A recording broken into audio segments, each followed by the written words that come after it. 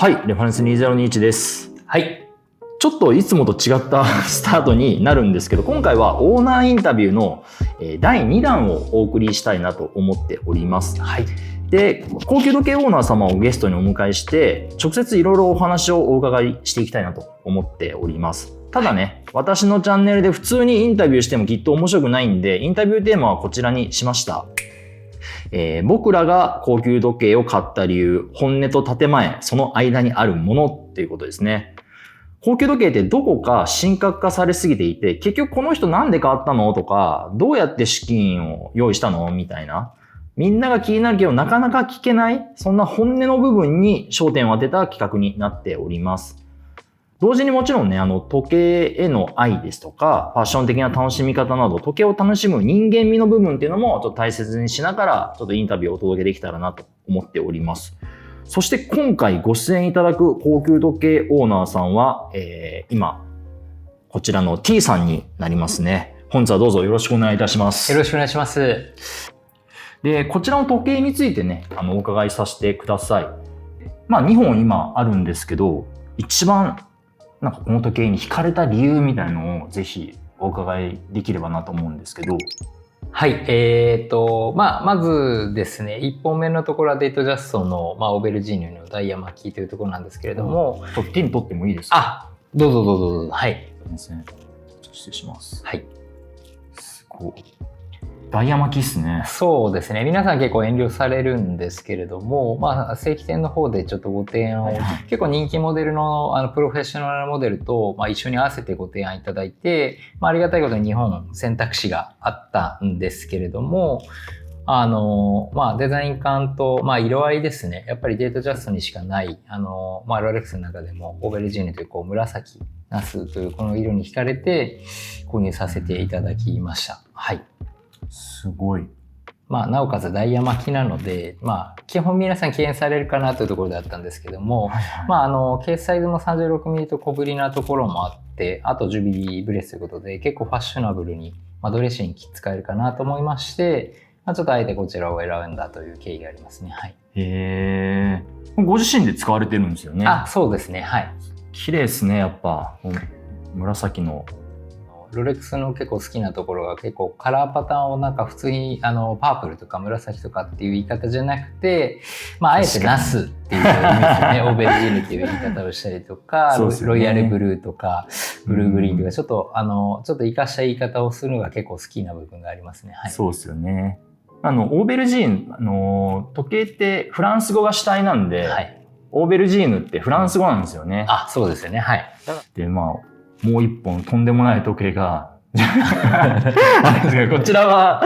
なんか惹かれた理由みたいなのはありますか？そうです。やはりもともとそのロレックスに出会うまでは、こういった、いわゆる高級時計というジャンルを買うつもりもなかったんですけど、はい、一本買っていくうちにやっぱりこうもう一本ってなっていく中で、自分の中で一番憧れていたモデルではあったので、その中ではやっぱりお気に入りというか、派手すぎず、とはいえ知っている人からすると、アイスブルーイコールプラチナっていうこの、なんですかね、活かした感じの出すぎず引きすぎずでもおしゃれっていうところが、気に入ってはいますので、最近は一番こちらをつけてはいますね。はい。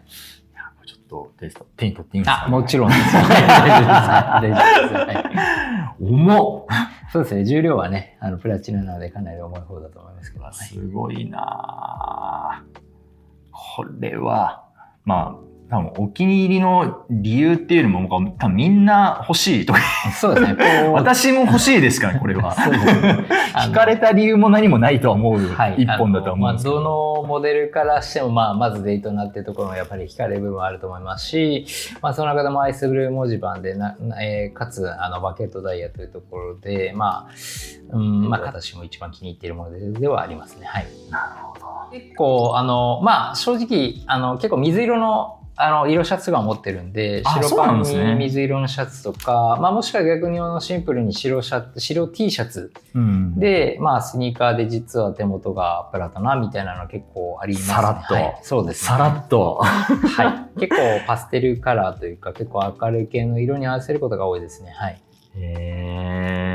じゃあ、水色にリンクでなんかシャツ合わせたりとか。そうですね。まあ、これを主役にするような形の白シャツみたいな。そうですね。時計に結構合わせて色味は変えたりするんで、ベゼルカラーで上と下のトップスとアンダー変えてみたりとか、ツートンカラーの、例えば GMT カラーの場合は、その上が例えば黒であれば黒、下なら青なら青みたいな感じで合わせたりはしますね。はい、結構やっぱ時計中心にコーディネートされること多いですか？若干寄せてますね。あとはその TPO によってやっぱりこのカジュアルシーンなのか、フォーマルシーンでなのかによって少し違うんですけど、やっぱり色は意識して一応着るようにはしてますね。はい。なるほど。まあ結構アイスブルーってそんなにコーディネートを邪魔するっていう色じゃないからすごい合わせやすいとは思いますけど。そうですね。どちらかというとこう時計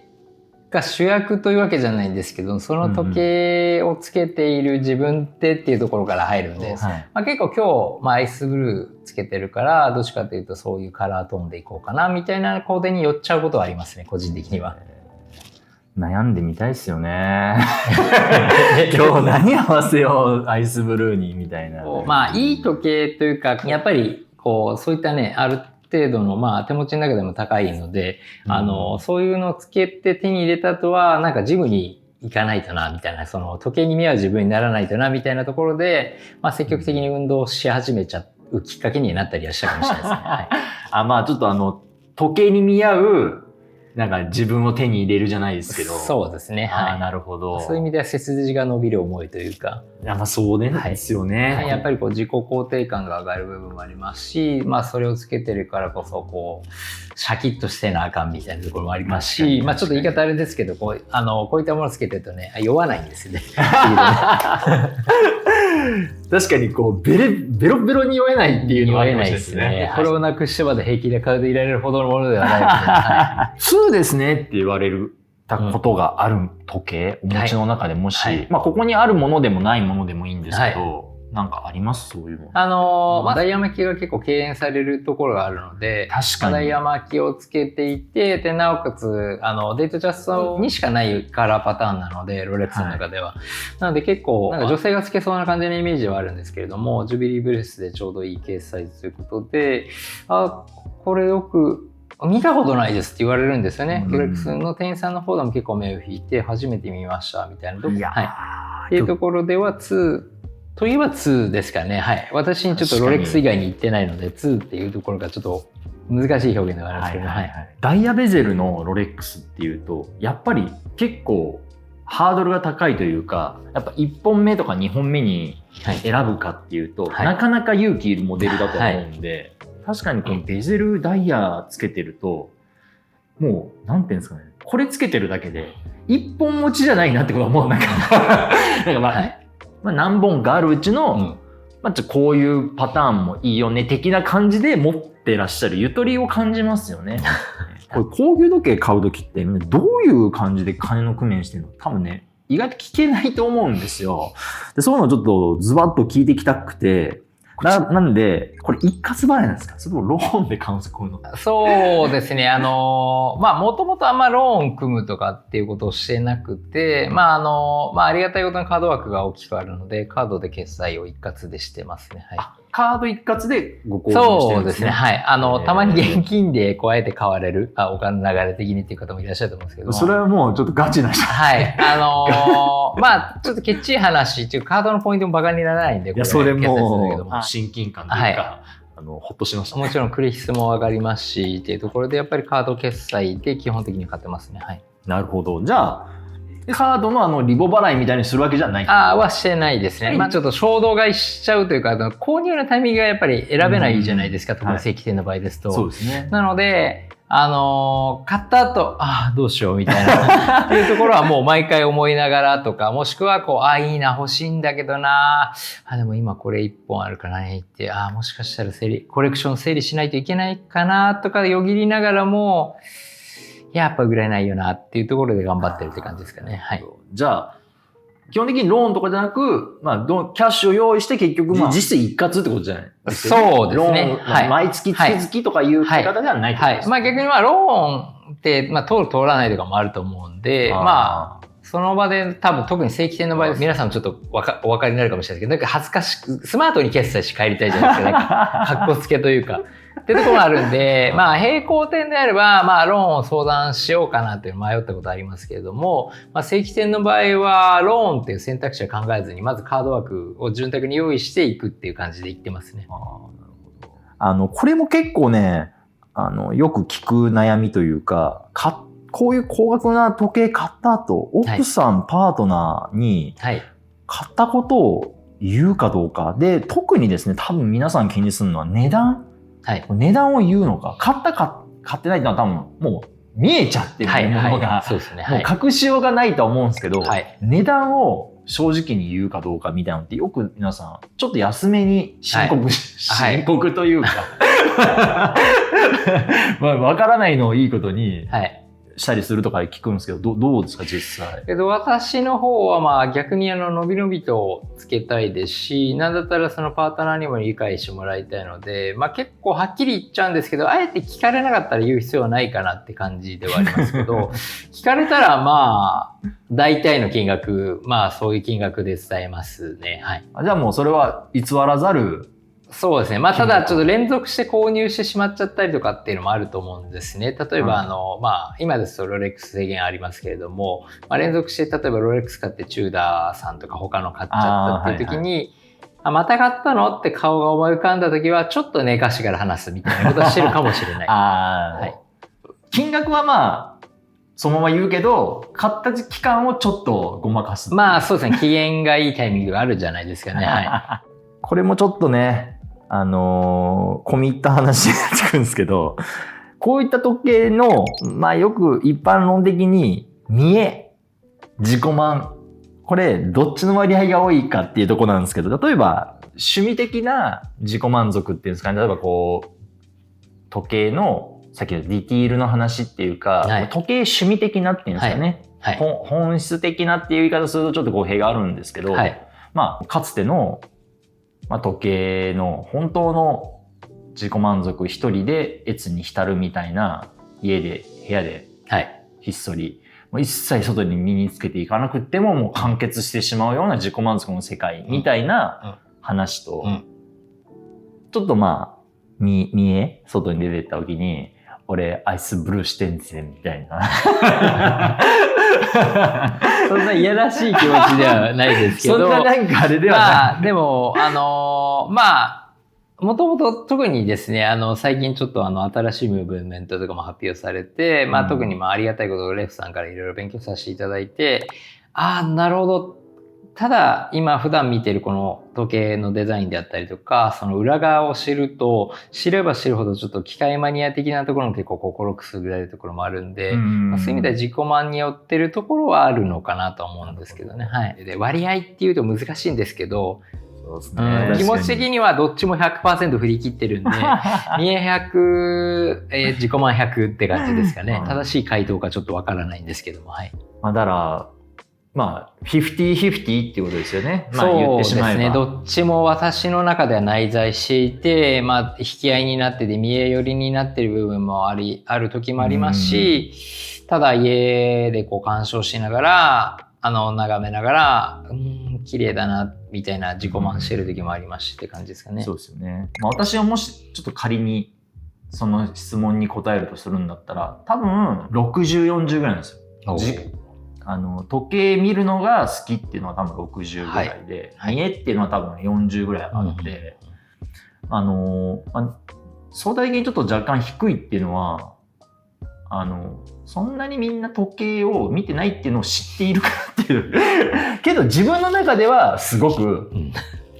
見てくれって思ってる部分はあるっていう。ありますよね。なんか無駄にちょっと時計ちらつかせちゃったり見たりとかしてたりちょっと腕まくりしてみたりとかなんかそういう瞬間は絶対あってけどそれ自分で持ってても満金を持ってても何も響いてない時っていうのをやっぱ感じてるんで、あんま気にしない時も若干っていうかやっぱあるんで、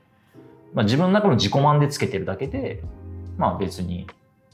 何も保持できないっていう瞬間の方が割と多いのはなんとなくあるんで64かなっていう感じはちょっとあるんですよね。なるほど。今お話の中にあった出口があるっていう形の話。まあこの話、時計趣味の界隈ではご法度みたいな部分になるんですよ。その、やっぱ売却の話じゃないですか。だから、出口の話をなんかあんまりことさら取り上げると、お前なんで買った瞬間から出口があるんだよみたいな、出口お前想定してんだよみたいな感じで言われてしまうんですけど、やっぱ皆さん売っちゃいけないって思ったら多分なかなか買えないと思う。実際どうですかこれもう出口ないとしたらこれ買えましたかっていうのをついでに聞いていいですか？それは答えを言うんであれば出口がなければ買わないと思います。なぜならばやっぱり私不動産とかも勉強している中で、やっぱりこう自分の資産に流動性があるかっていうところを考えながらバランス組んでいく中で、そういう意味では不動産っていうぐらいですから動かないわけですから、まあ非常に同じ金額のも買っても今いざ仕事で資金が必要になった時に資金にできないわけですから、そういう部分で言うと出口も非常に考えやすいっていうところも、まあ一つの魅力なのかなとも思います。そうですよね。決して別に転売益で儲けようとは考えてないんですけれども、自分の中の、まあ預貯金も引き出せる引き出せないっていう風になる中で、じゃあ現金1000万持ち歩けますって言って持ち歩けないじゃないですか。で、持ち運びもしやすいですし、まあそういった意味でのいろんなところも含めて、時計も好きですけれども、出口は考えます。ですよね。はい。これもちょっとね、こうなかなか直接本人には聞かない質問だとは思うんですけど、買って後悔した時計ってありますか？買って後悔した時計。買って良かった時計は多分ね、はい、よく聞くと思うんですけど、たくさんありますね。はい。買って後悔した時計、これ意外となかなかモデルがダメだったとかじゃなくて、なんかこう、選び方的に失敗しちゃったなみたいなエピソードがもしあればっていうことで。はい、そうですね。なかなかちょっと難しい質問ですが、まあ一つ心当たりがあるとすれば、ロレマラとかをこう教え始めた時なんですけれども、はい、まあ恐れ多くも一発目からデートの白をずっと狙ってたんですよ。まあ、後々見たら、みんなそうです。まあ後々見たら、まあそんなん普通に一発目の5円で買えないよと。長く買えない時期があって、で買えない時にちょっと妥協しちゃったというか、同じようなデザインのモデルを買ったんですよね。具体名をお伝えするかちょっと迷ってはいるんですけれども。ちょっとやめておきましょうかね。まあ、似たような感じの黒と白のツートンカラーのとても素晴らしい時計があって、で、その時計を、購入して、しばらくもちろん愛用させていただいてはいたんですけど、やっぱり本当に欲しかったそのデータの白がちらつくんですよ。なので、こういう心境のまま、ちょっと、妥協というわけではないんですけれども、何々を買えないからこれで我慢しとこうって似たものでっていうことですね。ちゃいけなかったんだなと。非常に素晴らしい時計で、付け心地もそうですし、非常に性能もいい時計ではあったんですけど。時計に悪くはなかったんですね。全然ないですね。はい。あれはあれで本当めちゃくちゃかっこよかったと思いますし、つけててすごい気に入ってはいたんですけれども、やっぱり、なんか妥協というか、寄せていっちゃダメなんだなっていうのはちょっとそれは学びましたね。はい。なるほど。いや、多分ね、多いと思うんですよ。そういう形で、AP さんでも、パテックさんでも、実際欲しいけど、なかなか手に入れることが困難である。流通量の関係で希少だからっていうことだけじゃなくて、金額的にも、ちょっと自分には手の届くけど、デザインがすごく好きだっていう葛藤の折衷案で出てくるジェネリックホニャララ的なジェネリックデイトナ的なね。で、そういうのに、ちょっと一旦落ち着こうかとするのって、やっぱりどうしても陥ってしまうじゃないですか。そうですね。やっぱ本家というか、本命がちらつくみたいな。で、その時計は今でもお持ちなんですか？どうしてもやっぱりそういう思いがあって、そういう気持ちでつけちゃいけないなっていうのもありましたので、売却しました。はい。やっぱそういう、ちょっと飽きるじゃないですけど、やっぱつけるタイミングがちょっと減ってくるみたいな、ね。そうですね。別のロレックスのモデルで1本目を手に入れられたからっていうのはあるんですけれど、本当に欲しいものはやっぱりつけるべきだし、つけたい人がつけた方がいいと思うんで、セカンドハンドに回すというか。なるほど。だからそういう、買って後悔したというか、ちょっと自分の購入失敗談みたいなところをちょっとね、赤裸々にはい。すいません。とんでもないです。はい。だけど、すごく参考になったというか、共感された方が多いと思うんですよね。もし、じゃあタイムマシーンがあって行ったとしたら、どういうアドバイスしますか？買おうとしてる直前の自分のところまで行って。そうですね。今、もう一度聞くよとね、君は本当にそれでいいのかいっていうふうに質問するかもしれないですね。なるほど。本当にその時計が欲しいのみたいな。当時はその数ある選択肢の中で、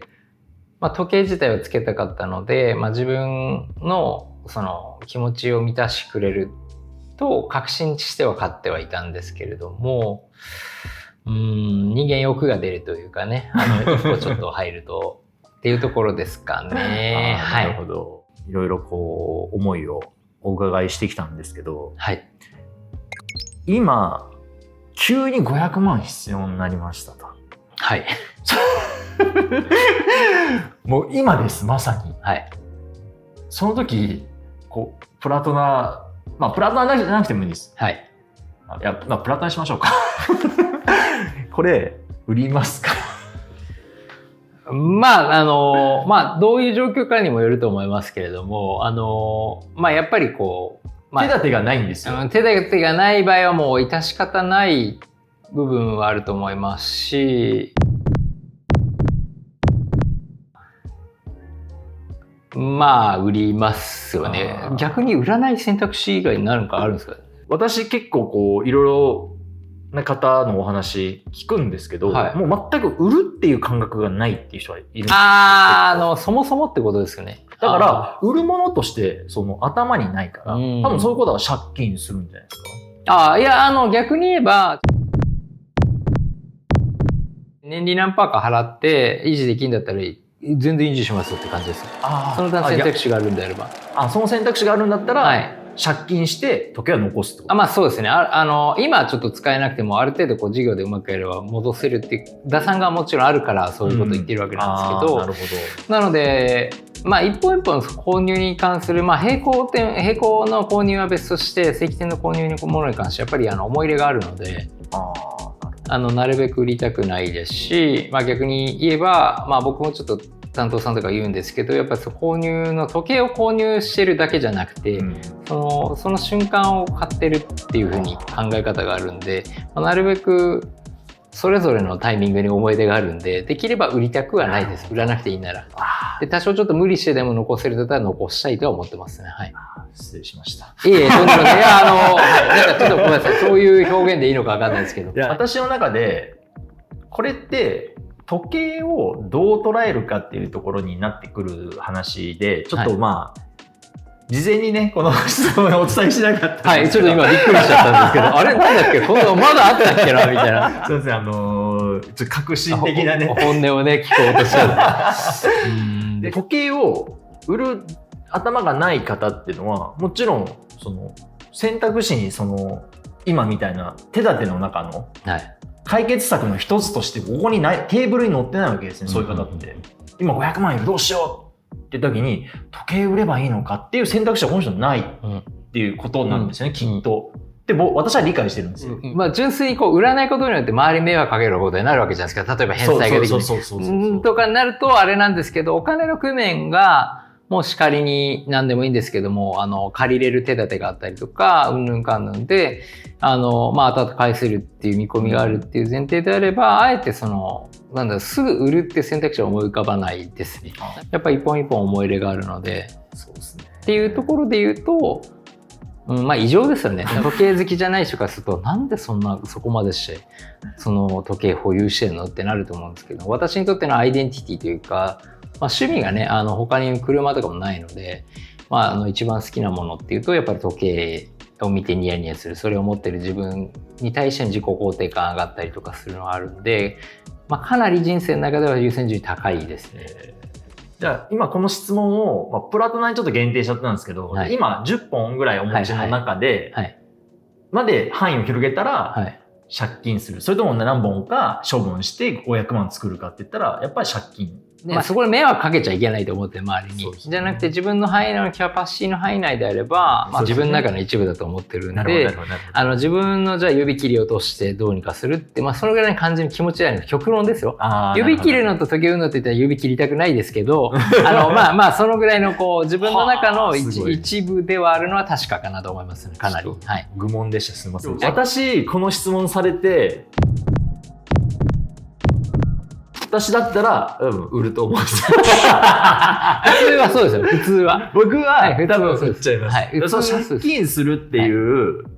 ことに対しての方が僕にとっては結構割とネガティブな感じになっちゃうんで。まあ、こんなこと言っていいのかよくわかんないですけど、日本に関しては金利低いので、そうですね。はい、海外金利で、年利何十パーとかで借りるって言ってそれはあかん話なんですけれども、ね、数パーセントであれば逆にそれを持ってることによっての、まあ、運用益は出ませんけれども、まあ、そんなに、確かにお金を借りることに関して恐怖心がないので、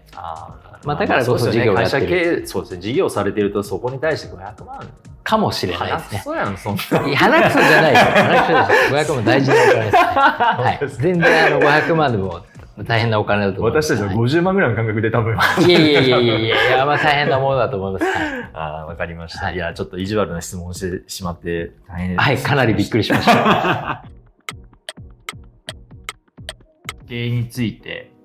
いろいろお伺いしていきましたけども、やっぱり時計ってその人の考え方みたいなのが結構色濃く出るんだなっていうのを今日改めていろいろお伺いしてて感じました。やっぱりこういうダイヤ付きモデルとかっていうのも誰にでも似合う時計じゃないと思うんですけど、今日やっぱ T さんのお話聞いててこういう方が付けこなす時計なんだなってのとか、時計を通じてやっぱ人っていろいろ見えてくるなっていうのを今日改めていろいろインタビューを通して感じました。今日は本当に長い時間お付き合いいただきましてありがとうございました。こちらこそありがとうございます。はい。また次回も動画でお会いしたいなと思います。本日はありがとうございました。